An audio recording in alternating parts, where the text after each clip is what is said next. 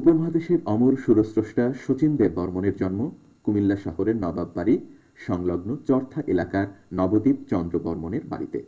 ১৯০৬ সালের ১ অক্টোবর শচীন দেব বর্মনের জন্ম। তার পিতা কুমার নবদ্বীপ চন্দ্র বর্মন ছিলেন ত্রিপুরার চন্দ্রবংশীয় মাণিক্যরাজ পরিবারের অন্যতম সন্তান। ত্রিপুরার রাজ সিংহাসনের লড়াইয়ে পরাজিত হয়ে কুমার নবদ্বীপ চন্দ্র ত্রিপুরা ছেড়ে কুমিল্লায় চলে এসেছিলেন। এ বাড়িতেই জন্ম হয় উপমহাদেশের সঙ্গীতজ্ঞ শচীন দেব বর্মন বা শচীন কর্তার। এ বাড়িতে কবি নজরুল সহ বহু সঙ্গীত ওস্তাদ সঙ্গীতের আসর জমাতেন। সেই বিখ্যাত গানের গায়ক কুমার শচীন দেব বর্মনের বাড়ি এটি। কুমিল্লা শহরের এই বাড়িটি বর্তমানে খুব পরিত্যক্ত অবস্থায় আছে।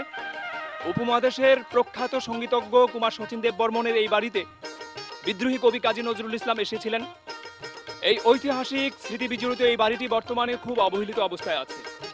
আমরা এখন কুমার শচীন দেব বর্মন এবং তার বাড়িটি সম্পর্কে আলাপ করে জানছি।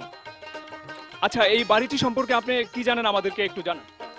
এই বাড়িটি উপমহাদেশের সঙ্গীতজ্ঞ কুমার শচীন দেব বর্মনের বাড়ি।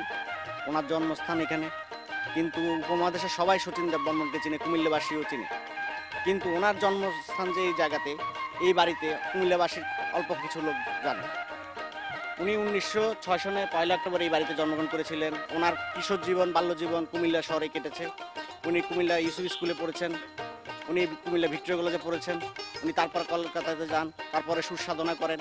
ভারত সরকার ওনার কর্মকাণ্ডের কারণে ওনাকে ১৯৬৯ সনে পদ্মশ্রী পদকে ওনাকে ভূষিত করেছিলেন।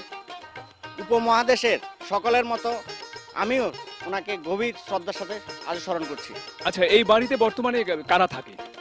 বর্তমানে এই বাড়িটি পরিত্যক্ত এবং অবহেলিত, এটা সংরক্ষণের কোনো ব্যবস্থা নেই। এখানে বর্তমানে সরকারি হাঁস মুরগির খামার করেছে এবং আমার মনে হয় এটাকে সংরক্ষিত করা উচিত। এবং শচীন কর্তার মতো লোক এই কুমিল্লা শহরে জন্মগ্রহণ করেছে, এটা আমাদের অত্যন্ত সৌভাগ্যের বিষয়।